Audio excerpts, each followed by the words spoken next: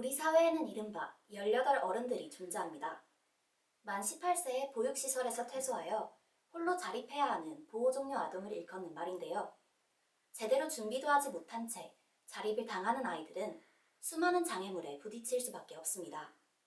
사각지대에 놓인 아이들의 문제에 대해 모자이크에서 취재해보았습니다.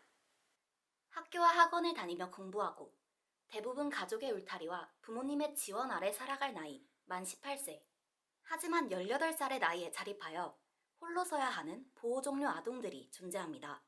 보호종료 아동이란 아동복지법에 의해 양육시설에서 보호받던 중 만 18세가 되어 보호가 종료된 아동을 뜻합니다. 해마다 보호가 종료되는 아동은 약 2,600여 명으로 해당 아동은 모두 혼자 자립해야 합니다.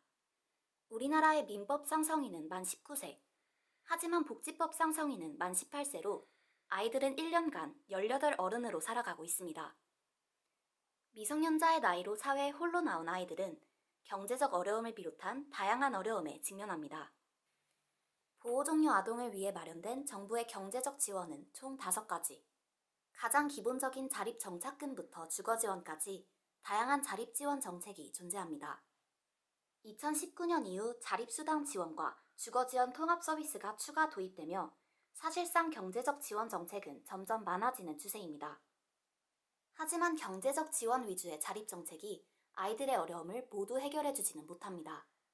보건복지부에서 보호종료 이후 주거 현황에 대해 조사한 결과 정부에서 지원해주는 주거 혜택을 받는 경우는 33.9%로 받지 못하는 경우가 2배 더 많았습니다. 아예 정보조차 몰라서 받지 못하는 경우도 있었습니다. 네, 자립수당도 올해 있는지 알고 그 전에 자립수당이 있는지도 몰랐거든요. 그래서 올해부터 신청해서 받고 있는데 이제 기초생활 수급비만 받다 보니까 뭐 관리비, 월세비, 휴대폰비 이런 걸 내다 보니까 남는 돈이 없는 거예요. 집도 만 19세가 돼야 스스로 이제 보호자 없이 구할 수 있는데 만 18세 때까지는 법적 대리인이 필요하다고 하니까 정책이 마련되었다고 해서 아동들이 바로 자립할 수 있는 환경이 만들어지는 것은 아니었습니다. 보호종료 아동이 보다 실질적인 지원을 받을 수 있는 방법은 무엇인지 물어봤습니다. 지금 보호종료 아동 친구들에게 가장 필요한 거는 자립전담 요원이에요. 근데 말이 이제 자립전담 요원이지 1대1 멘토가 아이들한테 굉장히 필요하고, 그리고 이 멘토가 그냥 단순히 연락하고 지내고 이런 것이 아니라 그 친구의 삶의 전반적인 부분을 건드려주고 함께 해줄 수 있는 사람이 필요하거든요. 아무래도 그 연락이 안 되고 관리가 안 되고 아이들에게 뭔가 지도 편달을 해줄 수 있는 부분이 없기 때문에 아이들이 기초생활 수급자가 되는 경우도 많고 아예 그냥 사라져버리는 경우도 너무 많고요.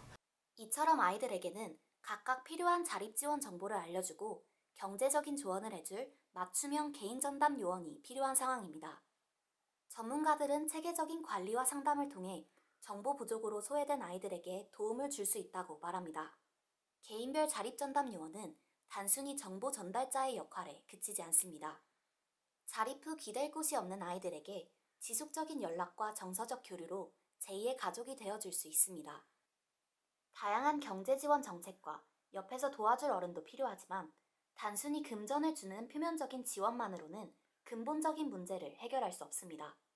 그래서 저는 이제 개인적으로 이런 부분들은 사실 개인적인 어떤 노력보다도 좀 더 정책적인 부분이 굉장히 많이 필요한 부분이다라고 생각하고요. 시설 아동들을 취업을 해주기 위한 어떤 기업의 인센티브라고 하는 것들이 많이 주어질 필요가 있겠죠. 직장을 들어가는 데 인센티브가 중요한 게 아니라 장기적으로 직장을 갖고 있는 시설 아동 출신들에게 정말 지원해주는 그런 인센티브들도 굉장히 중요합니다. 보호종료 아동의 취업은 이들의 생계와 직결됩니다. 하지만 학력, 기술, 나이 등으로 인해 많은 아이들은 안정적인 직장을 구하는 데 어려움을 겪고 있습니다. 이들이 진정한 자립에 성공하기 위해서는 일자리 지원 정책에 대한 논의가 필요한 상황입니다. 보호종료 아동이 자립하여 건강하게 성장하기 위해선 사회의 지속적인 관심과 지원이 필수적입니다. 단순히 경제적인 지원 정책으로 대응하는 것이 아닌 실질적인 제도 마련과 법적 논의가 필요해 보입니다. 모자이크 뉴스 권혜영입니다.